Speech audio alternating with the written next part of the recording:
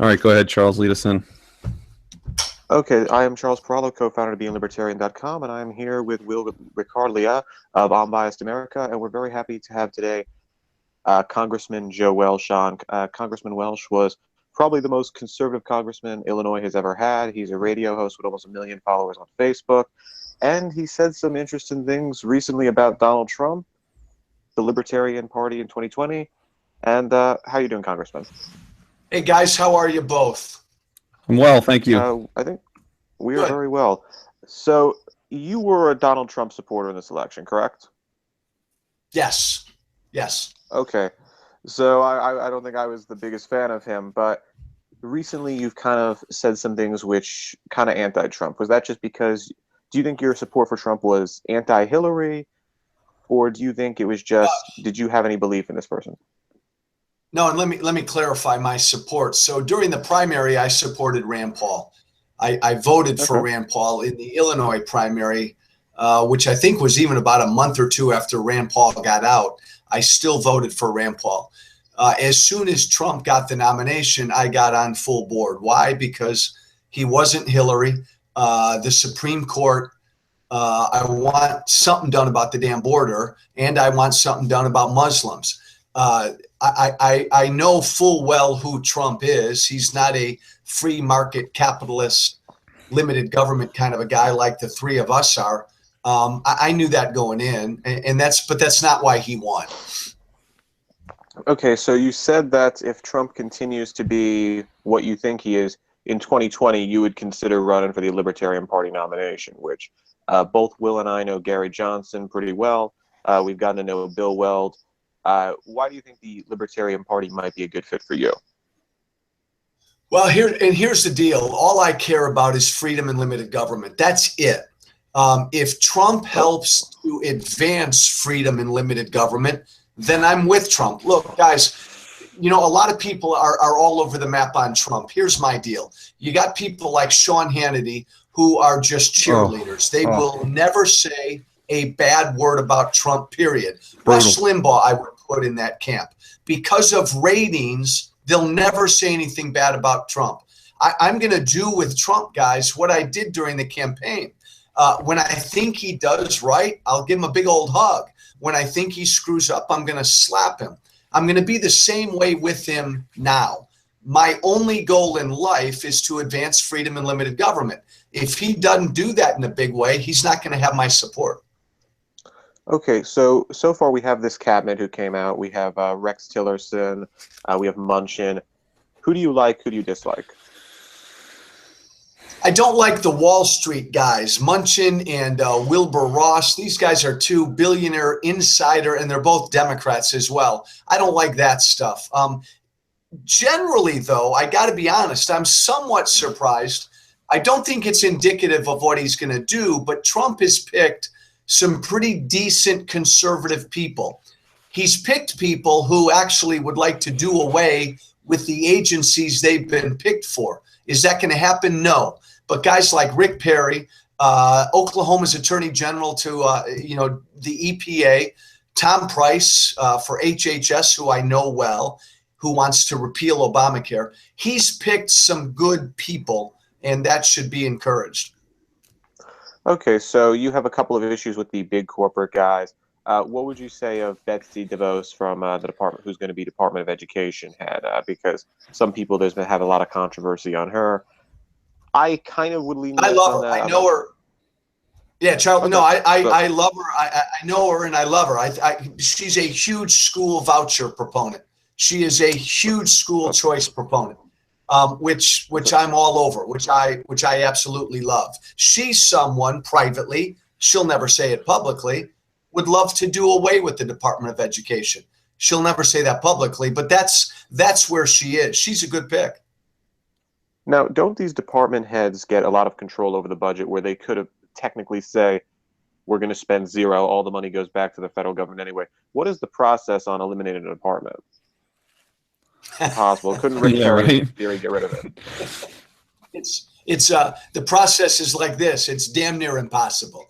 But yeah, look again. A department head could easily propose such a thing. As you said, Charlie, a department head could easily defund their department. Donald Trump could encourage Congress to put forward legislation.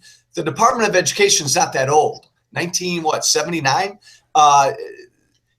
Trump, here's what I think is interesting. I've been really critical of people like Paul Ryan and the Republican Party because I think Paul Ryan and the Republican Party sucks. They wanted nothing to do with Trump. Here's the thing, though. Trump's got him by the balls. Paul Ryan has to do what Trump wants him to do. A lot of this is on Trump. If Trump wants the Republicans in Congress to initiate and put forward legislation to do away with the Department of Education, that can be done tomorrow. I don't think that's going to happen, but that could be done. Do you think they'll even get rid of Obamacare like they talked about? I mean, it seems like he's kind of backtracking on a lot of the promises he's made already.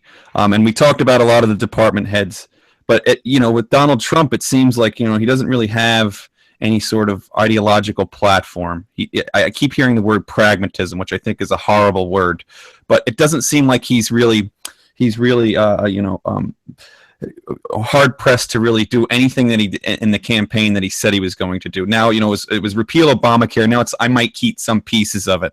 You know what I mean? Federal minimum wage. It's kind of like he backtracked on that after he won the nomination. It's a little bit confusing here. His cabinet picks are confusing. He has Tillerson, who's a cap and trade guy. Then he has other guys that are kind of against a lot of the climate change measures. So what do you think we're really going to get? What Trump do we get here? I notice already he's kind of intervened in the economy. Yeah. What kind of intervention are we going to look at? What do you think is going to happen with this guy? Hey, you nailed it. Well, look, he doesn't believe in anything. You and I know that. Right. Trump doesn't believe in anything. His picks are all over the map. There's no consistency. What's he going to do? We don't know. You say he's a pragmatist. I think he's just a deal maker. When I hear deal maker, I get nervous. I don't want deals done. I want government cut. Right. Look, I don't give a damn about Trump. Trump got damn lucky because he rode a wave. The American people are pissed off at both parties. Trump rode that to the White House. I said over the weekend to a group of college kids, freedom didn't win this weekend, or this election. No conservative ideology won. Anger won. American people are pissed off. That's why Trump's in the White House. He didn't grow the party. Okay. He didn't grow the party at all. I mean, he didn't grow the party at all. His numbers were the same or a little bit less than Mitt Romney's in 2012. Yeah. It seems that he just he kind of won some of the white working class. Most of them didn't show up. So people are looking at this. This is some landslide victory. This has changed the tides. I don't see that at all. So I don't know where that's coming from. Like you said, Sean Hannity saying that. The first landslide where you lose the popular vote. Mm-hmm. Go ahead, Jim. I'm sorry. Either way, the bottom line is that's all bullshit. At the end of the day, Hillary lost. Mm-hmm. Let's be honest. Hillary lost. Trump, definitely a huge loss. Huge loss for the Dems. Yeah. Huge. Yeah. Well, Trump did as well as maybe Romney and McCain. Hillary did a lot worse than Obama. Her people stayed home because she was a lousy candidate. She lost 7 million votes. Now, you mentioned you were a Rand Paul supporter. So was I. I was a big Rand supporter. Rand is pretty anti-establishment. I'd say much more so than Donald Trump. Why did it work for Trump, not work for Rand? What do you think was the problem with the Rand campaign? Yeah, it's interesting, Charles, because a couple of years ago, remember, Rand was on the cover of Time. He was the it guy. He was it. I think events just sort of overtook him. Look, you got to give Trump this. You had 17 candidates in that Republican primary. And understand, the Republican voter is pissed off like they've never been. Only Donald Trump gave voice to that anger. I love Rand Paul. He's my favorite guy in the Senate, along with Mike Lee. But Rand Paul didn't see the anger. Marco Rubio didn't see the anger. Ted Cruz didn't see the anger. For whatever reason, and it might have been accidental, Trump saw the anger. And he saw the anger about the border. He saw the anger about people in this country illegally. And he saw the anger about Islamic terrorists. He gave voice to that anger. Rand Paul couldn't do that. None of the other ones could do that. And that's why Trump just sword. And look, Trump's not a politician. Why did Ben Carson do so well initially, or Carly? I thought they were lousy candidates, but they did well because they didn't come from Washington. I suppose so. I mean, with Rand Paul, I think the issue is that, I mean, you've met Rand Paul before. I've met him. He's a very soft-spoken guy. He doesn't really interact as much. I mean, could you even picture him yelling like Donald Trump in any scenario? No, and I love him, and I'll be the first one I'll say this to his face. Rand doesn't schmooze like a lot of the other politicians. He doesn't like to give the big speeches at the big rallies. That's why I like him. But in today's day and age where we want a candidate who's going to grab their musket and go to war, that's not Rand Paul. He doesn't have that kind of personality. Well, when the first quarterly fundraiser reports came out and I saw that Rand Paul raised $6 million, Ted Cruz was almost $60 million, and Jeb Bush was $130 million, I was like, yeah, this is over. We're doomed here.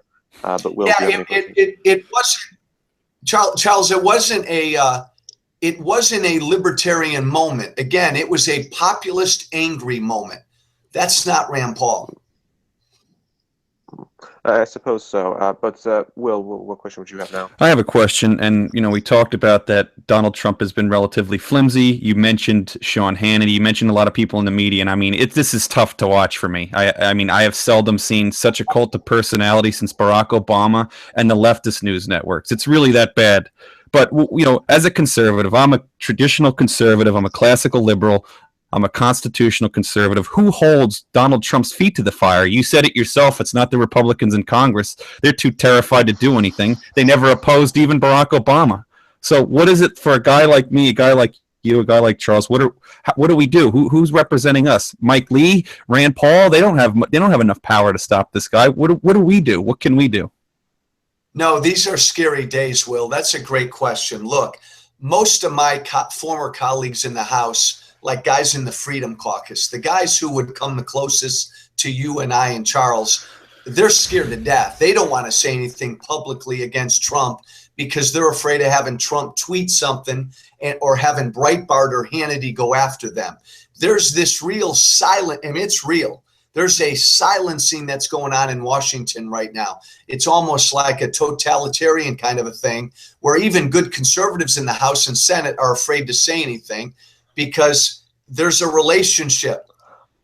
Trump will tweet something. Hannity will go after a conservative if they speak out. Breitbart will target you. I think it's going to be this way for a while. Look, Trump blocked me on Twitter. He'll never unblock me. I'm going to keep firing at him when he does wrong, but it's going to take a while, Will. This is going to take a while. Do you think this love affair will end after his 100 days? Do you think this is just a honeymoon period, or do you think this is perpetual? I mean, this is unbelievable to watch. Sean Hannity is like, I want to gouge my eyes out watching that show. It's that horrible.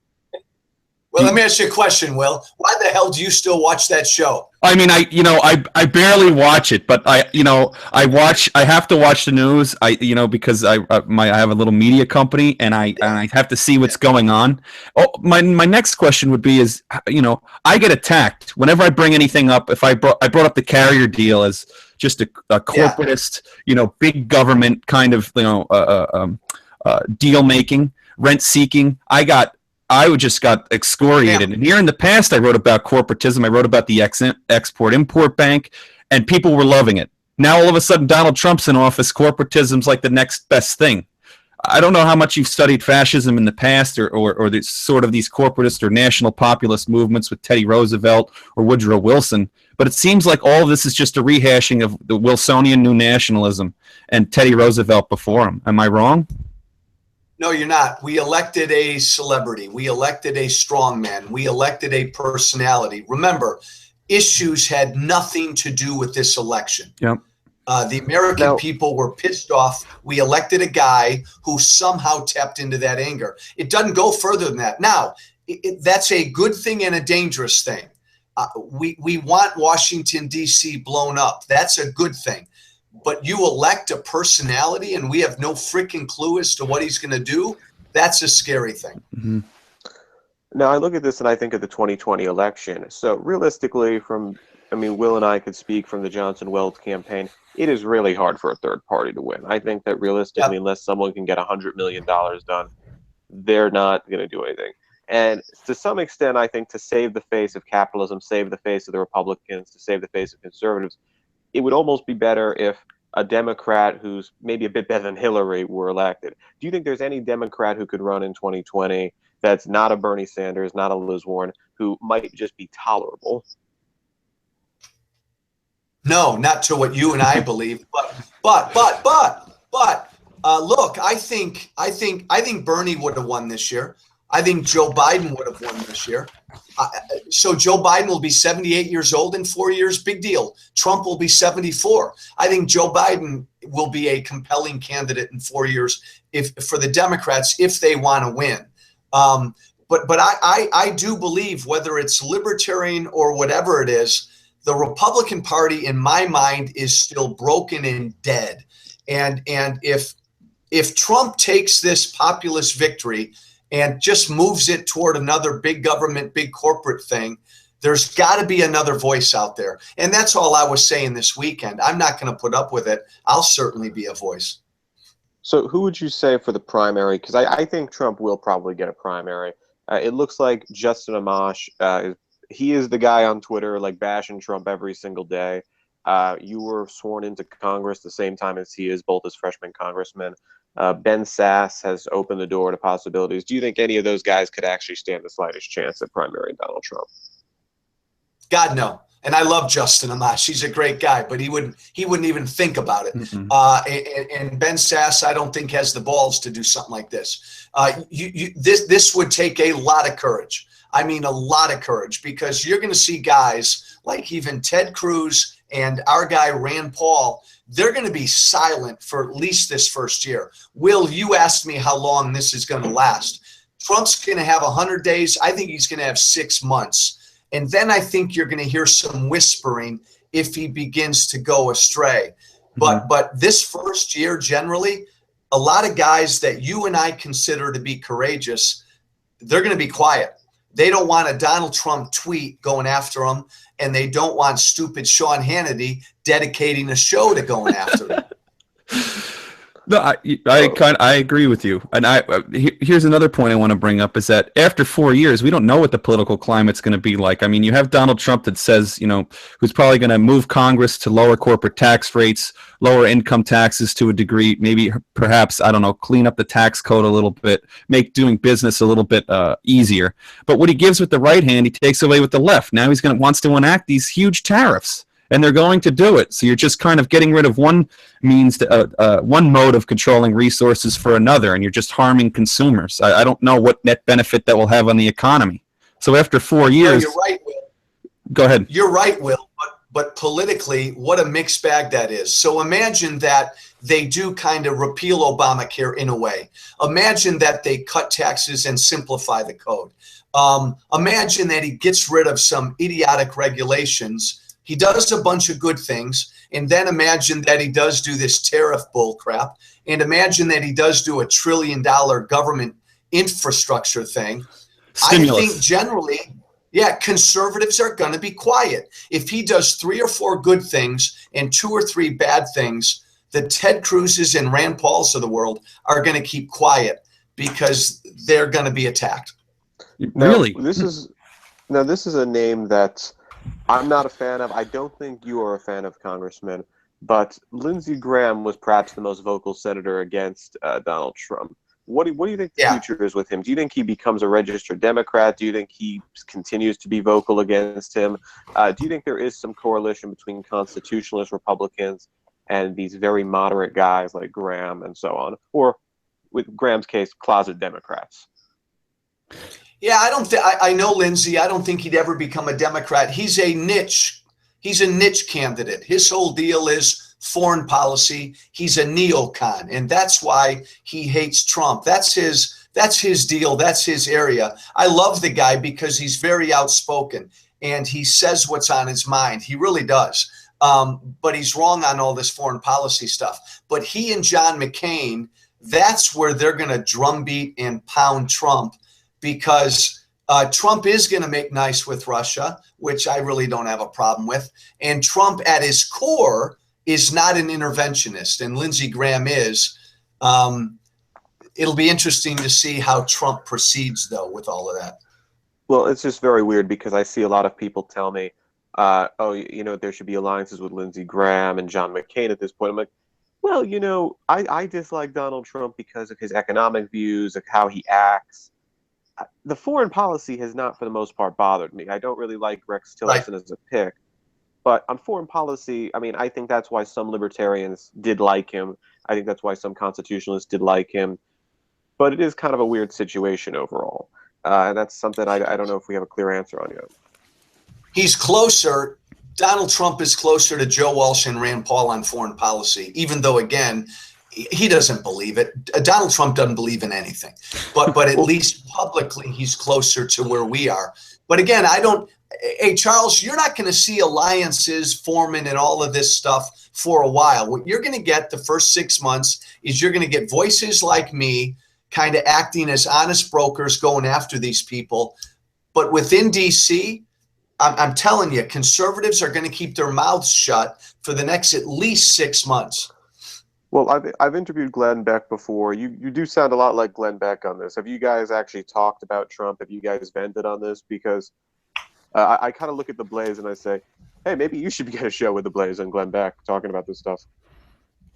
Yeah, I guess we're together on some things, but I supported Trump, and the bottom line is, I still support him because I support freedom and limited government. It's not about Trump.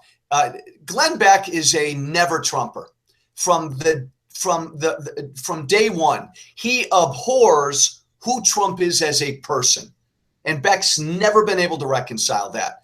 I think Trump is an idiot. I think he's an oaf. I don't think he's an educated man. He is a flawed guy personally. But you show me one politician who's not flawed. Hillary Clinton was flawed, but Glenn Beck could never get over that. And I think that really tarnished him.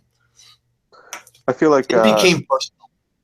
I feel like that if there was some miracle where Donald Trump does watch this, there will be many angry tweets. We will get the situation of how he treated Time Magazine poorly reviewing his hotel restaurant or whatever.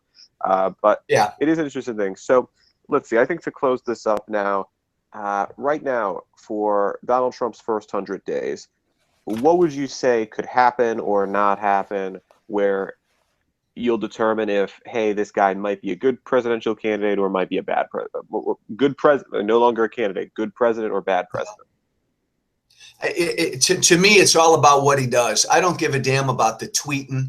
I really don't care that he goes after the media. I don't care about any of that stuff. I don't really care about what he says. It's about what he does. And so if taxes are cut, if regulations are cut, if Obamacare is somehow repealed, then it will be a successful first 6 months. I do believe that they're going to try to start really quickly to get some stuff done. And if they can get some good stuff done, man, again, I'm like in this middle land. I'll support him when he does right, and I'll kick him in the ass when he does wrong. So if there was anything that you could say, like one thing you fear is going to happen or one thing that might be good that happens, what would you say it is? The biggest fear and the biggest benefit that could happen? Well, the biggest fear is they get afraid and they don't do anything about Obamacare and they lie to us, which I think, as Will alluded to, we're beginning to hear now that they're getting cold feet on Obamacare. If he does not take a sledgehammer to taxes and regulations, because that's all I care about, just get government the hell out of my life. If they don't do something about taxes and regulations in the first 3 or 4 months, then I'd say it's really disappointing, and I don't know then what they're going to do. If he jumps out right away and throws a lot of this tariff BS out there, which they're alluding to right now, that would be really bad. Will, do you have any follow-ups? Yeah, I do. There are some conservative voices. There are some disaffected conservatives and libertarians. Mark Levin has been honest about Donald Trump. Ben Shapiro has. They haven't lost. They would have stopped if they were losing listeners, I'm sure. And they either that or they're just really, really honest people and don't care if they lose listeners. But I mean, to reach these people, is the Libertarian Party really the way to go? I mean, this is the year that they probably should have at least got 5% of the votes, something. I mean, like you said, the Democrats lost 7 million people. The Republicans didn't really make any gains. There were a lot of people out there to win. No one had a conservative message. The Libertarian Party, you know, on the state level, there's no real grassroots effort. There's no money. You know, there's got to be a way to reach these people. Are you positive the Libertarian Party is the way to do it? No, not at all. Look, you nailed it, Will. This was a missed opportunity. This was a missed opportunity. This was the year that the Libertarian Party, in my mind, could have gotten 5 to 8%.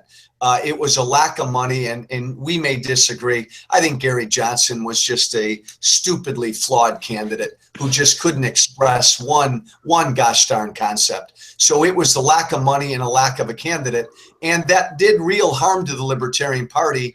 And if it is the Libertarian Party in 4 years, it's going to take a lot of reform to make it the case. Well, when it comes to Gary, I've known him a long time. I have a lot of respect for him. He's a very nice, humble person. His issue to some extent, I think he does not like confrontation, maybe such as you would. And kind of from hearing you talk for the last 20, 30 minutes or so, I might agree with Gary on many more issues. I will say I think you could convey a message in a way that third parties would have an advantage there. Do you have any opinions on his running mate, Bill Weld, who's also looking at a run potentially? Well, I've always liked Massachusetts. Yeah, Charles, I've always liked Bill Weld. I think Bill Weld would have been a stronger candidate at the top of the ticket. I think I can agree with that. Got more of a gravitas and more of a command of the issues. He also, I think, would have bagged a lot of endorsements, such as Mitt Romney and so on, that Gary, it didn't work out. But overall, though, I think any concluding thoughts you'd like to give before we go off? No, man, look, our job, life would be a lot easier for us if Hillary won, because we'd know clearly who the opposition is. Trump winning has muddied all of this. So it's going to make it more difficult for guys like you two, for me, for Shapiro, for Levin, to be the opposition. And we've got to be the opposition when it comes to Trump, when he does wrong, and try to keep his feet to the fire. And if it looks like after the first 6 months to a year that he's on a bad course, then whether it's the Libertarian Party or whatever, we need a vehicle to present a real compelling alternative in 2020. Okay, that sounds great. And I think with that, we can call this interview a close. Thank you for watching, and thank you, Congressman, for coming on. Any job. Loved it, guy. Anytime, guys. Loved it. Thank you, Congressman.